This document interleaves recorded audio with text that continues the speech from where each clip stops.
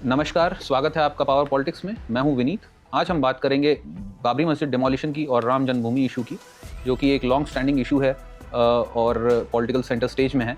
और क्योंकि 6 दिसंबर 1992 में बाबरी मस्जिद का डिमोलिशन हुआ, और इस पूरे हिस्टोरिक कन्फ्लिक्ट को देखने के लिए हम इसको 3 हिस्सों में डिवाइड करते हैं।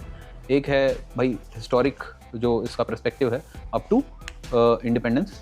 फिर सेकेंड फेज़ इसका हम देखेंगे इंडिपेंडेंस से लेके 2000 तक, और फिर थर्ड फेज़ हम देखेंगे पोस्ट 2000 किस तरह से ये शेप लेता है, पॉलिटिकल सेंटर स्टेज में आ जाता है और फाइनली भव्य राम मंदिर बन के तैयार हो जाता है। तो हिस्ट्री की अगर बात करें तो 16th सेंचुरी में जब बाबर का इन्वेशन हुआ इंडिया में, तो 1528 में मीर बाकी जो बाबर के कमांडर थे, उन्होंने यहाँ पे बाबरी मस्जिद बनाया, एक 3 डोम स्ट्रक्चर बनाया जिसको बाबरी मस्जिद कहा गया। उसके बाद ये चलता रहा और लगभग 300 साल के बाद 1855 में यहाँ पे एक पहला क्लैश रिपोर्ट हुआ, हिंदू मुस्लिम क्लैश, जिसका कारण था कि कुछ मुस्लिम ग्रुप्स ने क्लेम किया कि वहाँ पे जो हनुमानगढ़ी का टेम्पल है वो मॉस्क के प्रेमाइसिस में है। तो इस मुद्दे को लेके हिंदू मुस्लिम्स के बीच में लड़ाइयाँ हुई और जिसको ब्रिटिश ने इंटरवीन किया, और वहाँ पे 1859 में एक फेंस बना दिया गया पूरे मॉस्क को कवर करते हुए, और उसको 2 हिस्सों में बांटा गया, एक इनर कोर्टयार्ड और एक आउटर कोर्टयार्ड। इनर कोर्टयार्ड मतलब जो जिसमें वो डोम्स शामिल थे, तीनों डोम, उसमें मुस्लिम्स को नमाज वगैरह ऑफर करने की परमिशन दी गई। और जो आउटर कोर्टयार्ड था, वहाँ पे एक चबूतरा था जिसमें हिंदूज़ को वर्शिप करने के लिए अलाउ किया गया। तो ये काफ़ी समय चलता रहा। फिर 1885 में वहाँ के एक अयोध्या के महंत हैं रघुबीर दास, उन्होंने ब्रिटिश सरकार से इसकी इजाज़त मांगी कि उस चबूतरे पे एक मंदिर का निर्माण वो करेंगे। ब्रिटिशर्स हिंदू मुस्लिम मतलब इंडियन रिलीजियस मैटर्स में इतना फंसना नहीं चाहते थे, पढ़ना नहीं चाहते थे, तो उन्होंने उस रिक्वेस्ट को टर्न डाउन किया और स्टेटस को मेंटेन किया। फिर नेक्स्ट कन्फ्लिक्ट आप देखेंगे 1934 में एक कन्फ्लिक्ट रिपोर्ट होती है, जिसका कारण बताया गया है कि भाई शाहजहांपुर करके एक कस्बा है अयोध्या के पास, वहाँ पे काउ स्लॉटर की बातें सामने आई। तो वहाँ पे कुछ हिंदू सेंटिमेंट्स आहत हुए और हिंदू ग्रुप्स फिर अयोध्या की तरफ बढ़े, और वहाँ पे एक जो डोम था उसमें 3 डोम के एक डोम में उन्होंने उसको डैमेज किया। तो ब्रिटिशर्स ने फिर उस सिचुएशन को अपने हाथ में लेते हुए उस डोम को वापस से रिकन्स्ट्रक्ट किया, और ये लॉन्ग स्टैंडिंग इशू इसी तरह से बना रहा। तो ये थी पूरी हिस्टोरिक प्री इंडिपेंडेंस की कहानी। उसके बाद जब हम देखते हैं 1949 में, इंडिपेंडेंस के तुरंत बाद 1-2 साल के बाद, यहाँ पे भगवान श्री राम, लक्ष्मण जी और सीता मैया की मूर्तियाँ वहाँ पे मॉस्क के डोम के नीचे रखी जाती है, जिसको हिंदू संगठनों द्वारा कहा जाता है कि भाई राम भगवान यहाँ पे प्रकट हुए हैं। तो इस पूरी कंट्रोवर्सी को ज़्यादा हवा ना देते हुए उस वक्त के प्राइम मिनिस्टर जवाहरलाल नेहरू ने इसको फाइनली इस लॉन्ग स्टैंडिंग मुद्दे को ताला लगा दिया, और वहाँ पे इस प्रेमाइसिस को ताला लगा के कह दिया गया कि भाई ये डिस्प्यूटेड स्ट्रक्चर है और इसमें ना हिंदू अंदर जाके पूजा ऑफर करेंगे, ना ही मुस्लिम्स जाके नमाज ऑफर करेंगे। तो ये एक डेडलॉक वहाँ पे बना दिया गया। फिर उसके बाद हम थोड़ा फॉरवर्ड आते हैं तो 1980s में शाहबानो केस का जजमेंट आता है 1985 में। तो शाहबानो केस में ऐसा होता है कि एक 62 साल की महिला होती हैं जो अपने डिवोर्स के लिए सूट फाइल करती हैं for the maintenance from his husband. तो मुस्लिम पर्सनल लॉ में ऐसा है कि भाई तलाक के बाद सिर्फ 3 महीने मतलब 90 दिन ही वो महिला को आदमी मेंटेनेंस देगा, लेकिन वो उसको चैलेंज करती हैं और लोअर कोर्ट में, इंदौर में। तो वो लोअर कोर्ट उनके हक में फ़ैसला देता है under 125 section of the CRPC, ये कह के कि भाई ये under this section a woman is entitled for maintenance for rest of her life, और ये सेक्युलर प्रोविजन है, doesn't interfere with any religious loss. तो उसको फिर से वो चैलेंज किया जाता है वहाँ पे हाई कोर्ट में, मध्य प्रदेश हाई कोर्ट में। फिर वो मैटर आता है सुप्रीम कोर्ट में, और फाइनली 1985 में सुप्रीम कोर्ट फैसला करती है, शाहबानो के लिए रूल करती है कि भाई वो मेंटेनेंस की हकदार है, और फैसला अपना सुनाती है। तो इस पूरे फैसले को मतलब मुस्लिम्स के द्वारा, जो मुस्लिम ऑर्थोडॉक्स हैं, क्लर्गीस हैं, उनके द्वारा काफ़ी इंटरवीनिंग तरीके से देखा गया। उन्होंने कहा कि भाई ये हमारे पर्सनल लॉस से इंटरफियर कर रहे हैं, तो और राजीव गांधी गवर्नमेंट, उस समय तत्कालीन राजीव गांधी गवर्नमेंट पे काफ़ी दबाव बनाने लगे कि इसको इस पे नया एक्ट बनाया जाए। तो उसी हेस्ट में, उसी दबाव में राजीव गांधी 86 में एक मुस्लिम वुमेन के लिए एक protection of rights on divorce act लाते हैं, जिसमें कि सुप्रीम कोर्ट का जो अर्लियर 1985 का रूलिंग है उसको रिवर्स करके वापस से रीइंस्टेट करते हैं कि भाई वो 90 डेज के मेंटेनेंस की ही हकदार होगी। तो इस पूरे मूव को मुस्लिम अपीजमेंट की तरह देखा गया, कांग्रेस द्वारा मुस्लिम अपीजमेंट किया जा रहा है और ये सेंटर स्टेज में बातें आने लगी। तो उसको बैलेंस आउट करने के लिए विद इन ये एक्ट पास होने के 15 दिन के अंदर अंदर वहाँ पे लोकल कोर्ट आदेश करता है कि राम वहाँ पे जो डिस्प्यूटेड स्ट्रक्चर है उस पर जो ताला लगाया गया था 1949 में, उसको खोल दिया जाए और हिंदूज़ को वर्शिप के लिए अलाउ किया जाए। वो एक मतलब हिंदू मुस्लिम दोनों अपीजमेंट के तरफ वो मूव कर रहा था फैसला उनका, लेकिन वो बैकफायर किया। ना ही हिंदूज़ उनके तरफ हो पाए और ना ही मुस्लिम्स, तो वो अगला चुनाव हार जाते हैं। उसी बीच मतलब बीएचपी विश्व हिंदू परिषद को भी जो इस पूरे मुद्दे को स्पीयरहेड करते हुए दिखाई देती है 1984 से लेके, तो उसको भी एक हवा मिल जाती है जैसे ही राम इस डिस्प्यूटेड स्ट्रक्चर के पटल खुल जाते हैं, तो उनको भी एक मौका मिल जाता है, उनको भी एक हवा मिल जाती है कि भाई यहाँ पे जाके हम राम मंदिर बनाएंगे। तो 89 में वो फाउंडेशन स्टोन, राम मंदिर का फाउंडेशन स्टोन ले करने की बात करती है विश्व हिंदू परिषद।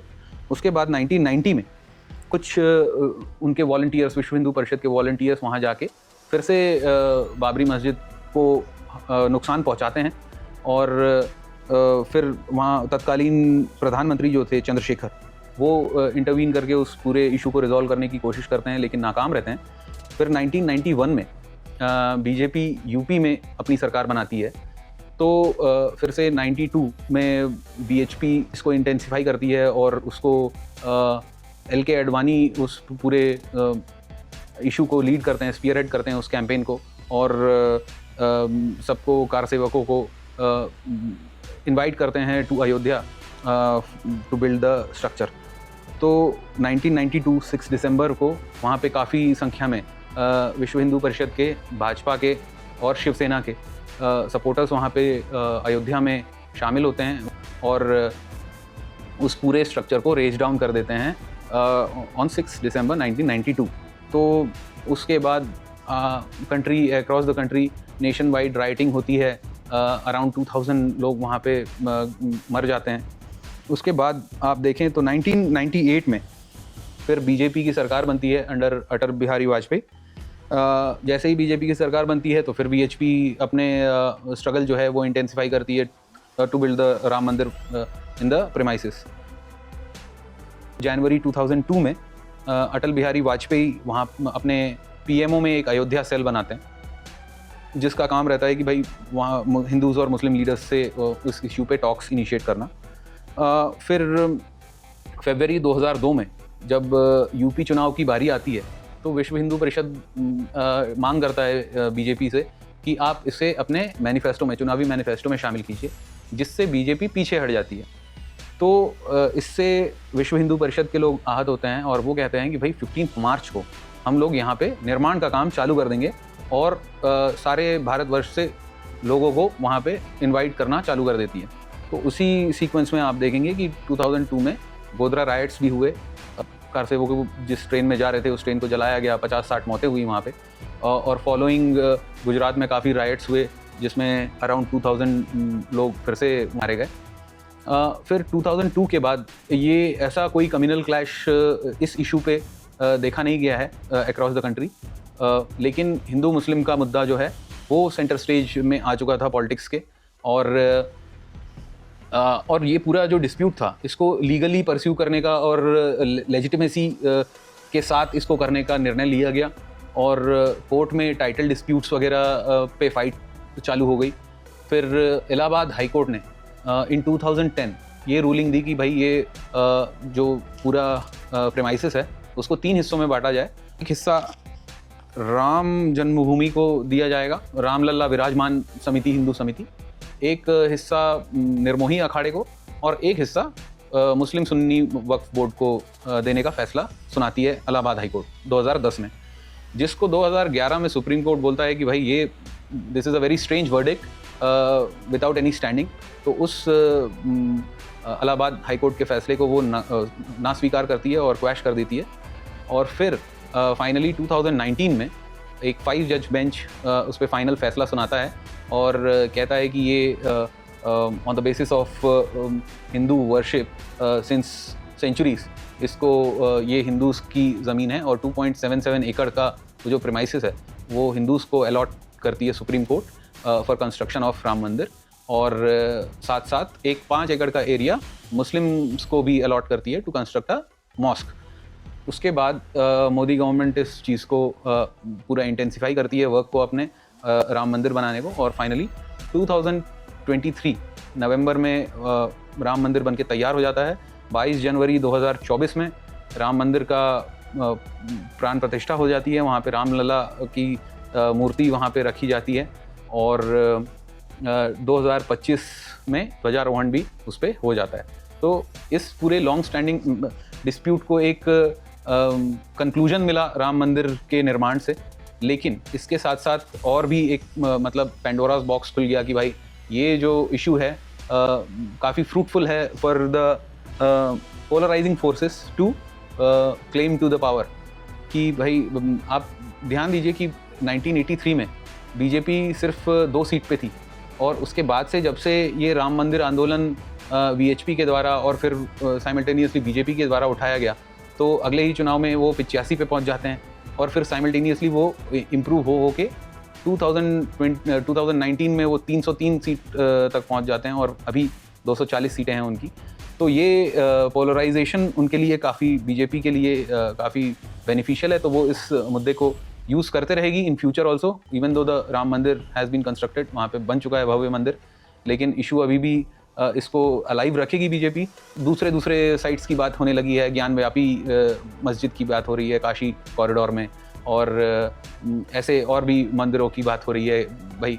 तो फिलहाल सुप्रीम कोर्ट ने इस पर स्टे लगाया हुआ है कि भाई कोई सर्वे वगैरह इस पर आर्कियोलॉजिकल सर्वे या फिर नहीं होगा, बट ये मुद्दा फिर से आगे आके कहीं ना कहीं खुलेगा, क्योंकि यही भारतीय राजनीति का एक तरीके से अहम हिस्सा हो गया है इस कन्फ्लिक्ट के साथ साथ चलना। रीसेंट रेफरेंसेस अगर देखेंगे तो आप एक टीएमसी के एमएलए हैं मुर्शिदाबाद में, वेस्ट बंगाल में, हुमायूं कबीर, वो कहते हैं कि मैं वापस से अपनी कॉन्स्टिट्यूंसी में बाबरी मस्जिद का एक रेप्लिका बनाऊंगा। तो ये एक फिर से एक कंट्रोवर्शियल चीज़ें वहाँ पे खड़ी हुई। बाद में ममता बनर्जी ने उनको अपने पार्टी से एक्सपेल भी कर दिया, फिर बीजेपी उसको भुनाने लगी कि भाई ये बनाएंगे तो हम वहाँ पे फिर से तोड़ेंगे। तो ये सारी चीज़ें क्योंकि पॉलिटिकली राइटनिंग है पोलराइजिंग फोर्सेस के लिए, तो ये इशू वो हमेशा उछालते रहेंगे और अपना काम करते रहेंगे। तो ये थी बाबरी मस्जिद डिमोलिशन और राम जन्मभूमि की कहानी। ऐसी ही अन्य कहानियों के लिए बने रहिए पावर पॉलिटिक्स के साथ। धन्यवाद।